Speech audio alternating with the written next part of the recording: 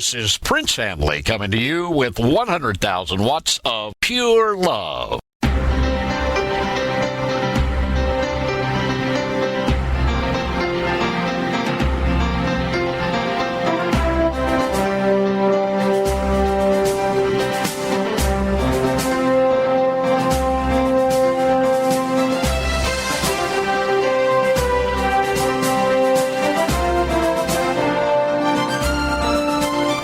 I want to talk to you today about its replacement time in the kingdom of God on earth. In the last podcast, we studied how King Ahasuerus' servants that waited upon him suggested and talked him into making a decree. Let fair young virgins be sought for the king, and let the maiden which pleases the king be replacement for Vashti. You can read that in Esther chapter 1 and chapter 2. The king appointed officers in all 127 provinces of his kingdom to gather beautiful young virgins to the palace at Shushan so that he could choose one to be queen to replace Queen Vashti. In Shushan, the palace city, lived a Jew named Mordecai who had been taken captive from Jerusalem under Nebuchadnezzar, king of Babylon. Mordecai had raised his cousin Esther, who was orphaned after her parents died. Esther was beautiful. God set this situation up to bring forth Esther and Mordecai. God sets situations up to bring you forth. Esther was ultimately chosen after at least 12 months of preparation with oil of myrrh and sweet aromas. And the king loved Esther above all the women who were candidates to replace Vashti. Esther obtained grace and favor in the king's sight more than all the virgins, so he set the royal crown upon her head and made her queen instead of Vashti. At this time, Esther had not made known to the king that she was Jewish. In those days, Mordecai, Esther's cousin, found out that two of the king's officers were planning to assassinate the king. Mordecai told it to Esther the queen, and she let the king know, also having the matter certified in the court records. These two men who were assassins were then hanged. After all these things, the king promoted a man named Haman above all the princes in the kingdom. And the king commanded people to bow before Haman. But Mordecai refused to do so, and told them that he was a Jew, and that he was not going to bow down to a man. Eventually, people told Haman about this, and he became full of anger. The people wanted to see if Mordecai would succeed, to see if there was any import to belonging to the God of Israel. Satan stirred up Haman, and he then decided to destroy all the Jews, Mordecai's people, throughout the whole kingdom, from India to Ethiopia. Haman lied to the king and convinced the king that the Jews were a bad influence in the kingdom and should be destroyed. He talked the king into letting Haman prepare a decree for their destruction in all 127 provinces. The copy of the decree was delivered by horsemen to the provinces, ordering the massacre of all Jewish people, including women and children, on one set day, and to take their material wealth as well. God knew about Haman ahead of time, and he knew the Jews would need deliverance. God knows about you, my friend, ahead of time, and he knows when you need deliverance. In every province, Jews started weeping and mourning. Many started fasting. The Jews were not afraid to show their emotions. The time was drawing near for their extermination. Mordecai tore his clothes, put on sackcloth, and went out into the middle of the city, crying with a loud voice. Esther heard about Mordecai and sent one of the king's officers to find out what was happening. God honors fasting.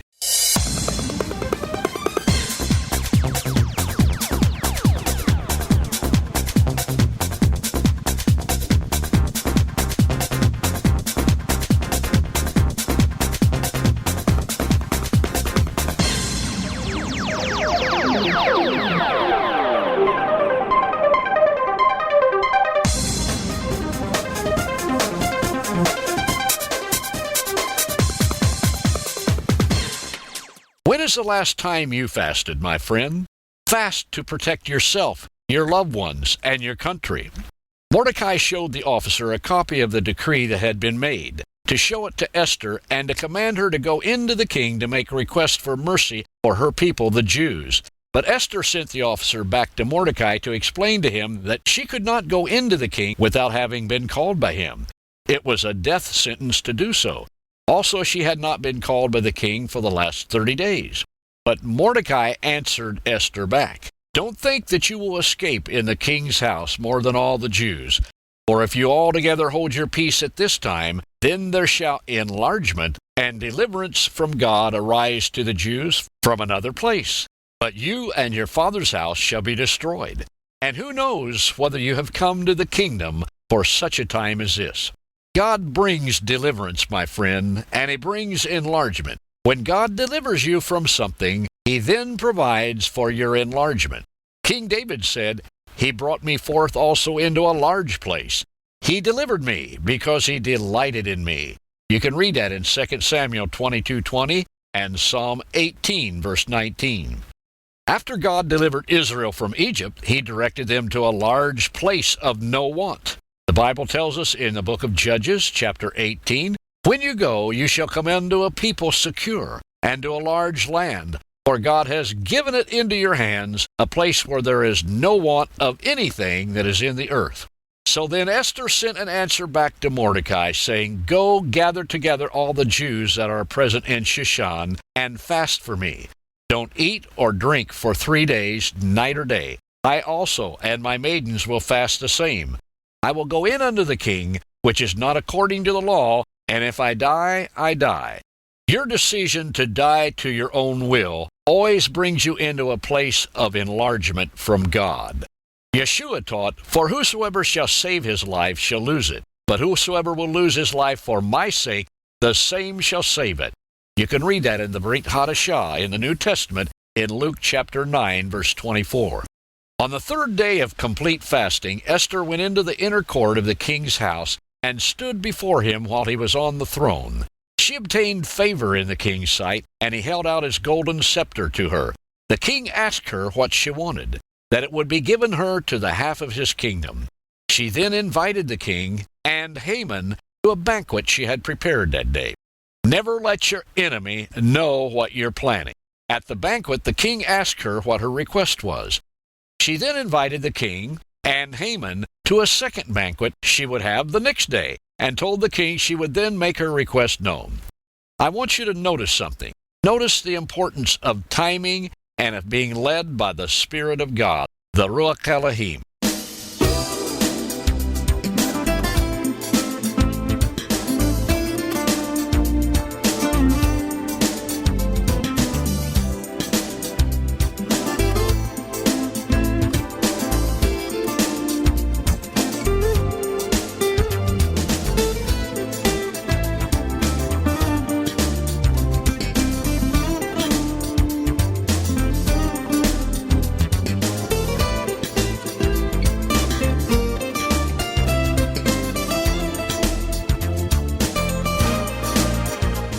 After this first banquet, Haman went home happy, but as he passed the king's gate, Mordecai would not bow down to him. This made Haman mad, but he restrained himself. At home, he told his wife Zeresh and her friend about his promotion and the invitation he received to the banquet the next day. Also, he told them about passing Mordecai in the king's gate and that Mordecai would not bow down to him. Haman's wife and friends told him he should build a gallows 75 feet high, about 23 meters, upon which to hang Mordecai, and that he should ask the king for permission to do the same the next day at the banquet. That made Haman happy, and he caused the gallows to be made. Notice something. The next 24 hours were of critical importance to Esther and the Jewish people. What about the next 24 hours in your life, my friend, and in your country? That night the king could not sleep, and he commanded someone to read records, the chronicles of the kingdom. Written in the records, he found that Mordecai had saved him from an assassination attempt, and he asked, "What honor and dignity has been done to Mordecai for this?" His servants answered, "Nothing has been done for him." Notice something. An angel probably kept the king from sleeping. God was answering the prayers and the fasting of the Jewish people. About then, Haman came into the outer court to speak to the king about hanging Mordecai. And the king asked Haman, "What shall be done to the man whom the king delights to honor?" Thinking that the king was talking about him, Haman answered, "Put royal clothes of the king upon him, with the royal crown, and let him ride through the city on the king's horse." Then the king commanded Haman to do this to Mordecai. Before it was time to go to the second banquet of Esther's, Haman went home mourning because of Mordecai's success. Even his wife and friends told him, If Mordecai be of the seed of the Jews, before whom you have begun to fall, you shall not prevail against him, but you shall surely fall before him. You can read that in Esther chapter 6, verse 13. Never put your hand against the Jews or against Israel. In the Torah, Genesis chapter 12, verse 3 tells us, we read where God told Abram, and I will bless them that bless you, and curse him that curses you, and in you shall all families of the earth be blessed. While Haman and his wife were still talking, the king's officer came to take Mordecai to the second banquet Esther had prepared. At the banquet, Esther told the king her petition.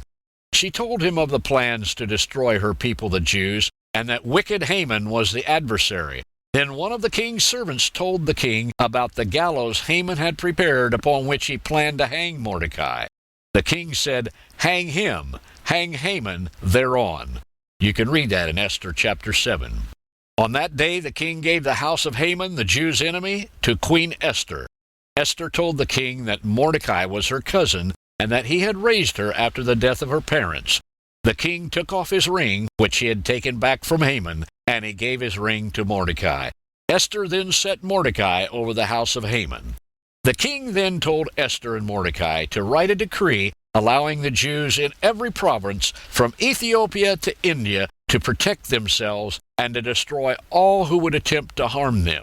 They were also given permission to take plunder and take goods from their enemies. Don't quit too soon, my friend.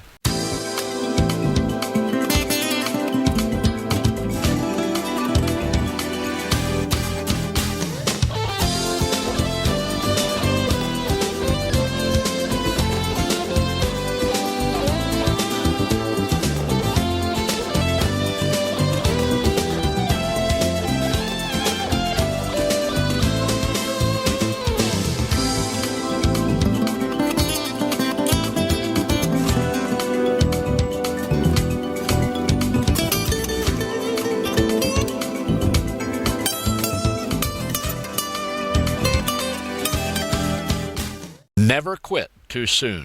The king told Esther that the Jews had destroyed 500 men in Shushan and the 10 sons of Haman.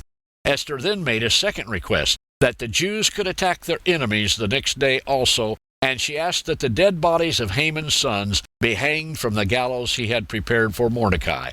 This request was granted. Approximately 75,800 of the Jews' enemies were killed in the 127 provinces. But the Jews did not take any of the enemy's goods. They did not take their clothing, their wealth, their money. They took nothing of the enemy's goods.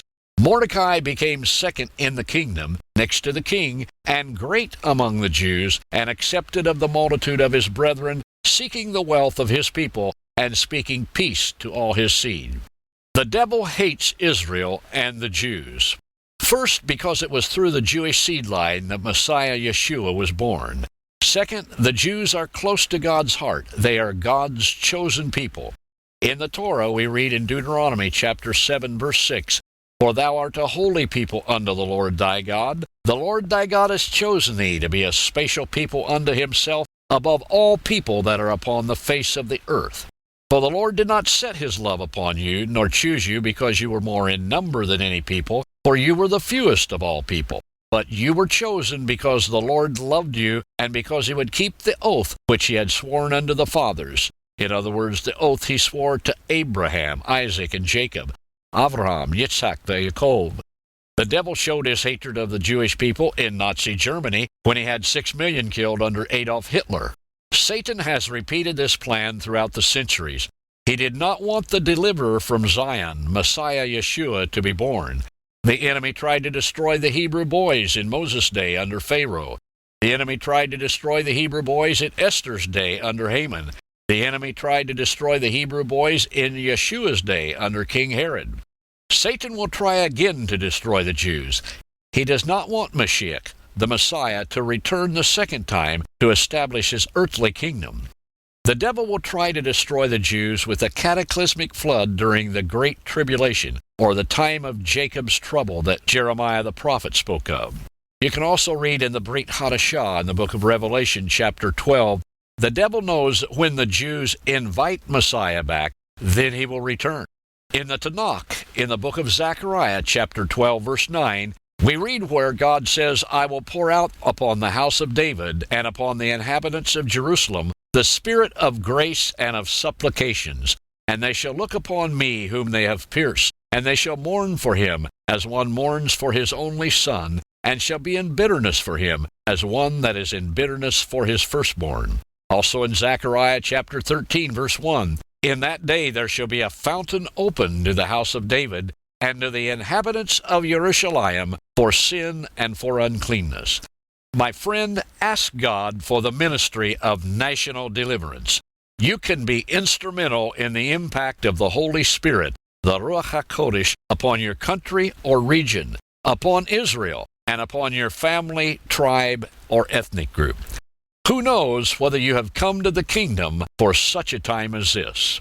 This is Apostle Talk, and this is Prince Handley coming to you with 100,000 watts of pure healing love.